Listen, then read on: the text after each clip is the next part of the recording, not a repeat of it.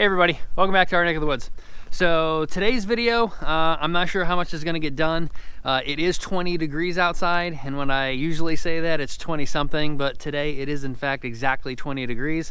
So I don't know how much the cameras are going to like this because they usually shut off in a couple minutes as they get too cold.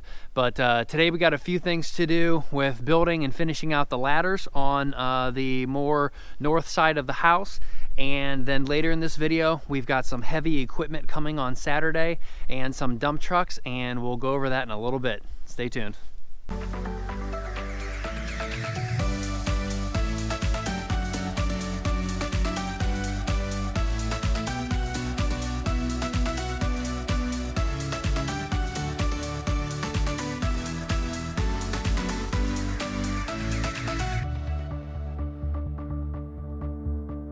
Okay, so as of right now, we've got the house almost completely done on the east side.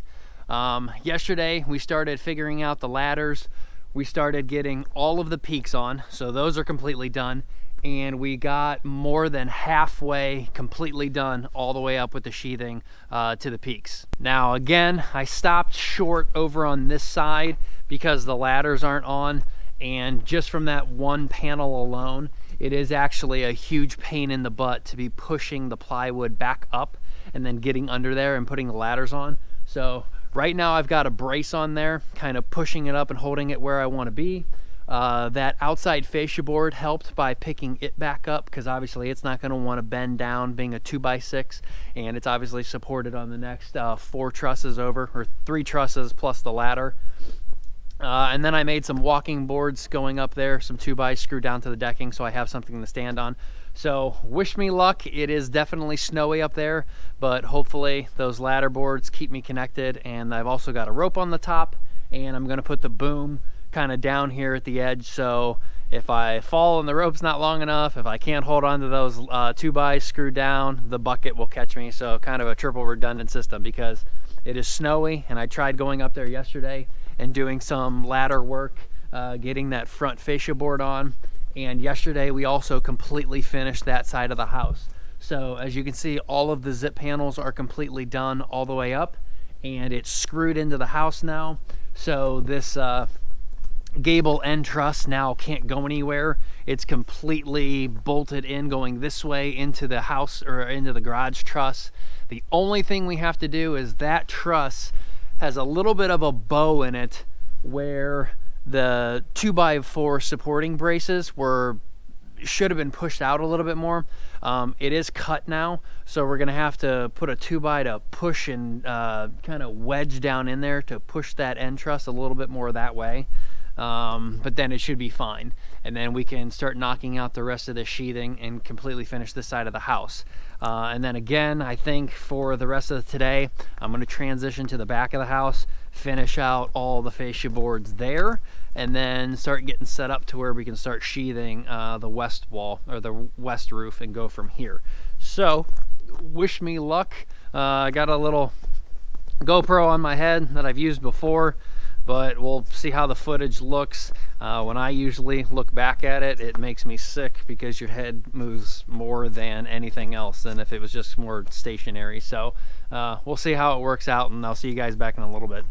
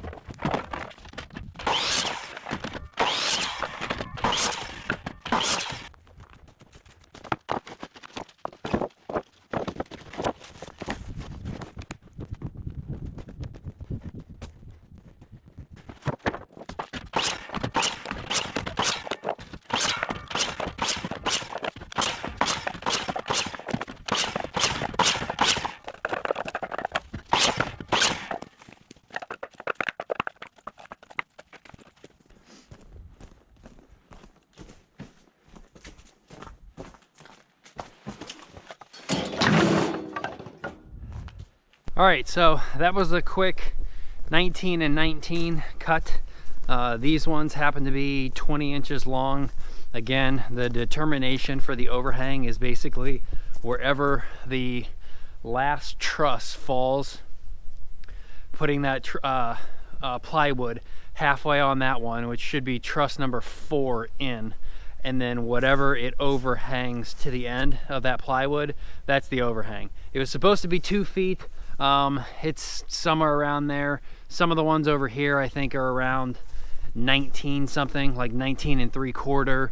These ones ended up being 20 inches, and then I think on that side over there on the south wall, it was also something like 19 inches.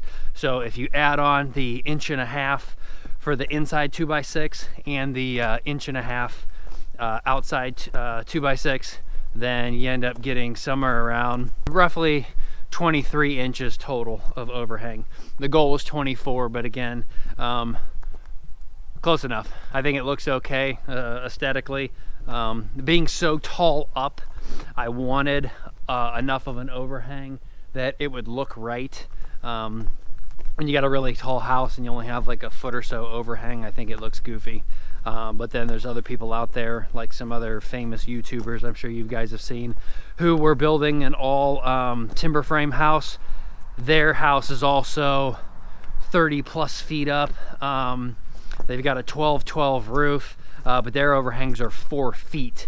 However, what's holding up their house with a 4-foot overhang is they were forced to put kind of like timber beams kind of more towards the end and then in the middle to basically kind of like at an angle. So you got a beam that comes this way and then angles down against the house to hold up that 4-foot overhang, not only for snow weight, but it's also help holding that 4-foot overhang down. So if a strong gust of wind would come under and push up on it, you've got those 3 kind of timber beams locking it down that it doesn't want to blow away, and the snow load also isn't like pushing it down. With almost under a 2-foot overhang, I don't think we need that, but we'll see. We may still do it just to have something look pretty up there. But I don't know, we'll see. But again, wish me luck. We're gonna get up here on a snowy roof and we're gonna try and do nailing in some extra 2x4s for these ladders. I don't know, let's see.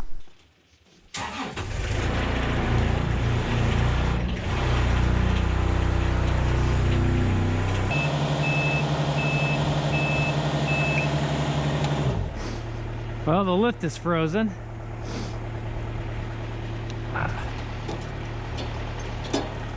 Come on.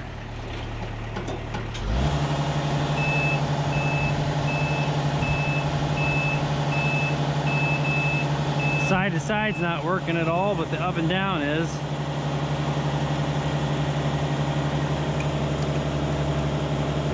Tilting the bucket this way isn't working. Up and down's not working. Great, so lift is completely frozen, not working. There we go. Come on.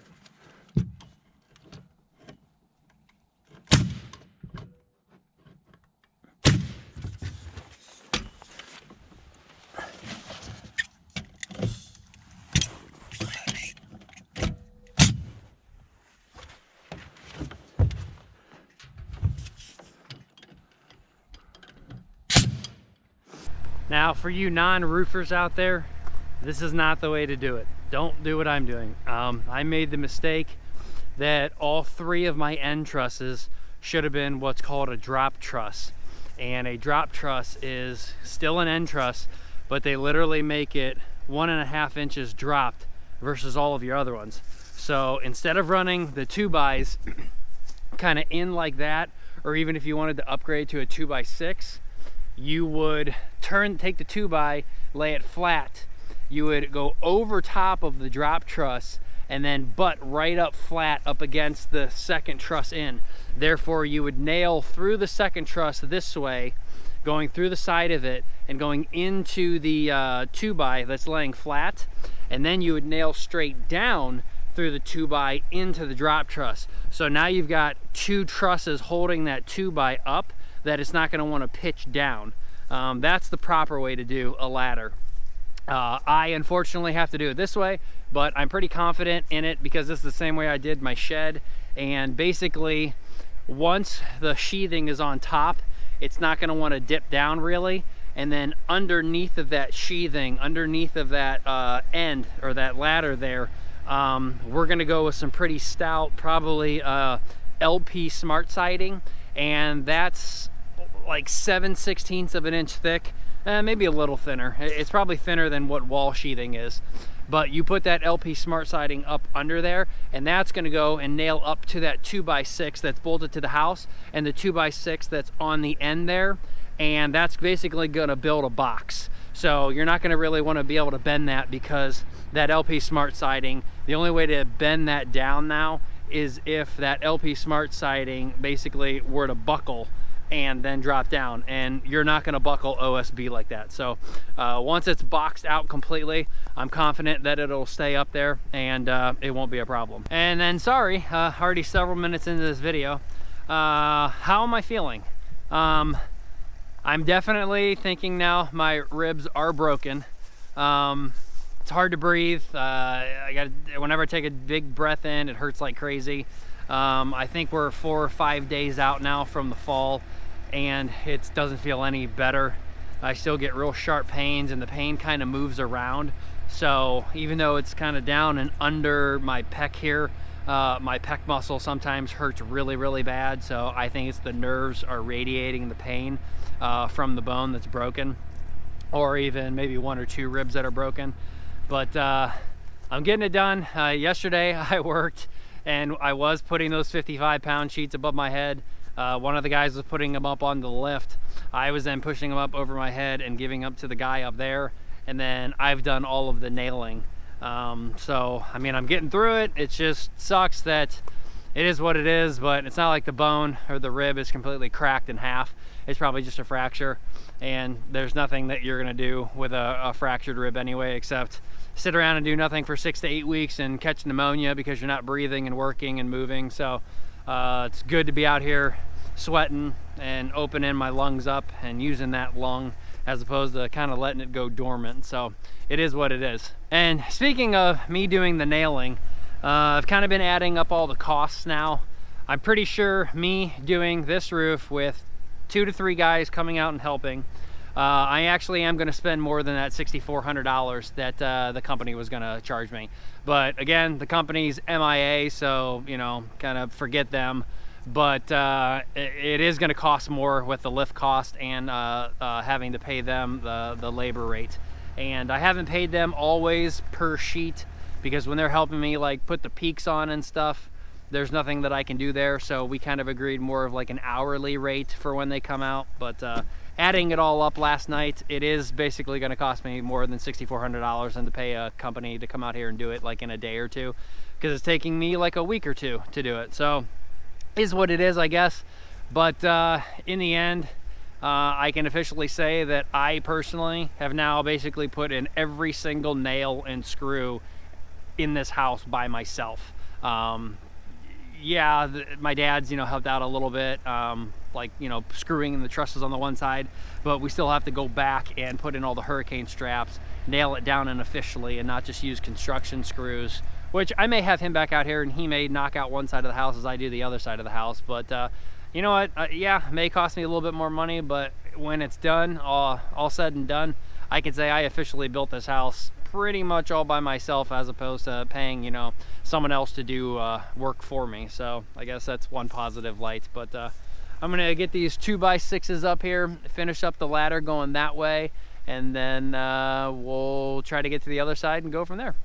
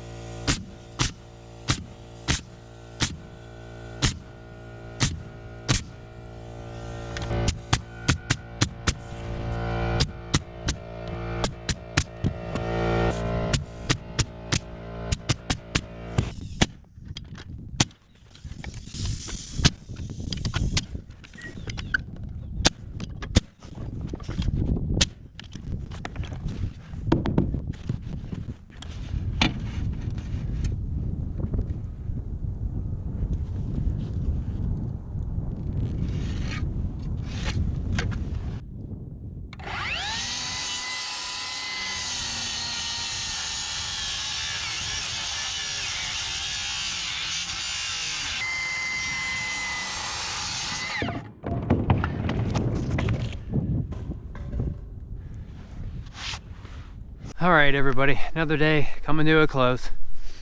I officially got the ladders done on both sides, and then I decided to throw up a few more sheets. So if you look up there, we're on row 5 now to go on over to meet the ladder, and then we've got row 6 and then the sliver. And I probably only need about 2 sheets and then about 5 sheets total to go up there, and then the front of the house is done. Took a little bit of time fixing that tar paper or ice and water guard on the other side after I got done doing the ladder. There's only 2 rows up there, and I didn't nail at the very top because the 3rd row is supposed to overlap it, and a nail was supposed to go through that. But because there wasn't a nail there, the wind's been blowing it around, and it was folding over on itself, and I didn't want it to get damaged, so went up and put some nails on the top of it. But you can see it's all like rippled and kind of messed up now, but once a 3rd layer goes over top of it and gets nailed down, it should be fine. But I needed to reinforce that, so I spent some time doing that. Again, this ladder is all done, looks identical to the front. I've got an overlap on this side, an overlap on that side, and we'll have to figure out later how we're gonna do the gutters, like which way they're gonna run and drain out, which way they're gonna tilt away from each other or towards each other, I don't know. But this side, I think we're gonna get started on tomorrow. I've got to go get 40 plus sheets more and see if we can get knocking this out, and some 2x6s. Didn't get time today to finish out the front fascia boards, but not a big deal. Those can go on later. It's just a little bit of a bigger pain in the butt to cut the ends of the overhangs if that plywood is draped over top of them. So, but we'll see. Is what it is, I guess. So again, getting dark. I am sore as can be. My chest is killing me. So I will see you guys probably tomorrow morning when we go pick up the sheathing and get a good night's sleep and some dinner. I will see you all then.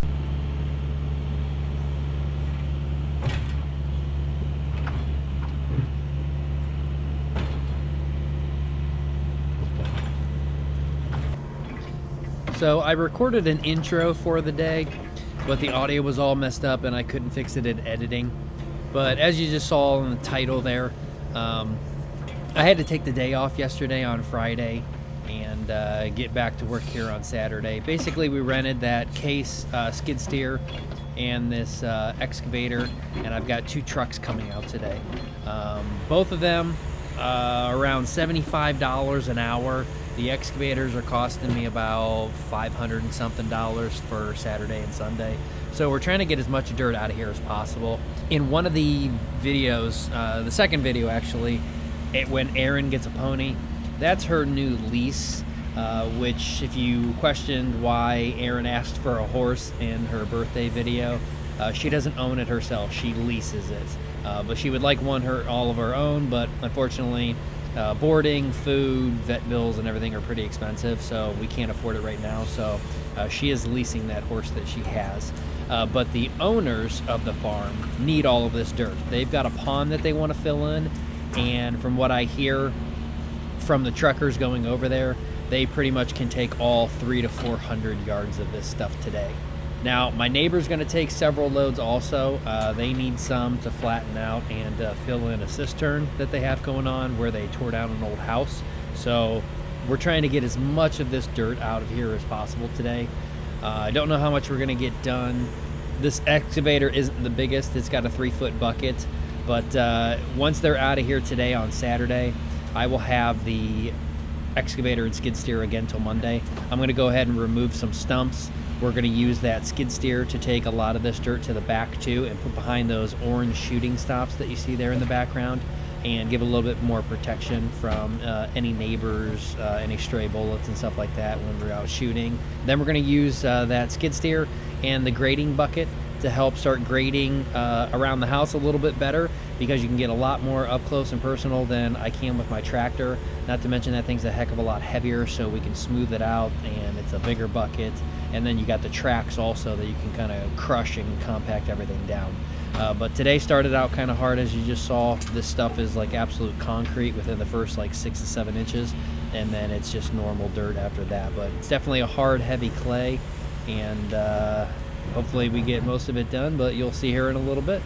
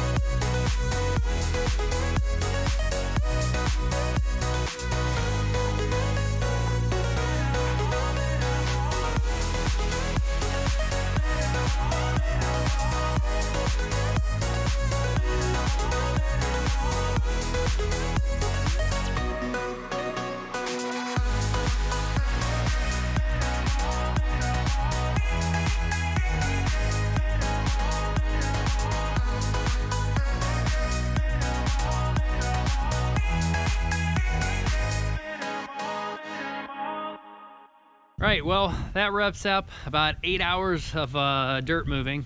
As you can see, we got well over halfway. Sorry if I sound different. I don't have the mic on. This is just the GoPro mic, so if it sounds different, that's why. But we got pretty much to right here. I feel good that we got this tree kind of uncovered again, so it doesn't die. But we still have a good amount of dirt left. The truckers told me over at the property where they were taking the soil, it's not even close to being full, so they can pretty much take all of this. But after, again, 8 hours at 150 an hour plus the equipment, that got pretty expensive. That's about $1,800 on the day. And if you guys are wondering why I kept always turning to the left, that's because the wellhead is right there. And if I turned to the right, I kept dropping stuff on the wellhead. So maybe took longer to constantly keep going around in circles, but I would take a load over there, dump it in the truck, and then swing back around to the left. So that's why I was doing that. Don't think I'm crazy. So the dirt right here, though, all of this dirt in here, that'll go back to the shooting stop tomorrow. The Case Bobcat there, or skid steer, is out of gas. So we'll go fill up tonight. Right now with the excavator, I just took out 2 stumps. I'll do one more here before it gets dark. But basically just digging it out, covering it back up with dirt, and then these stumps will kind of be the foundation for this shooting stop, just to bury them, get rid of them basically. So we've got 2 sitting over here right now. One was little, one was kind of medium sized, I guess. So I'll put a few more of those stumps all throughout here, laying down there, and then we'll put dirt over top of them and we'll bury them. But right now, let's go ahead and get this one out. This one looks pretty girthy in size, but it's going off to the left there, kind of underground. So we'll see how difficult this one is. And then again, we'll wrap this video up and then I'll see you guys in a little bit.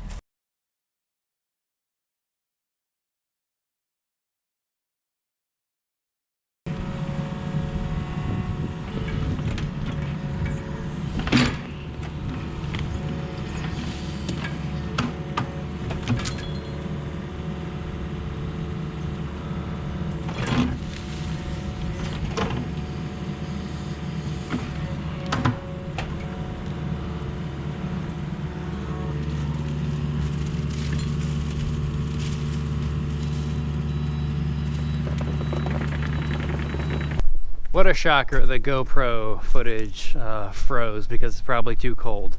So last thing, I just went in and checked the footage. So I got that stump out. The stumps are now all going to be placed behind the shooting stops.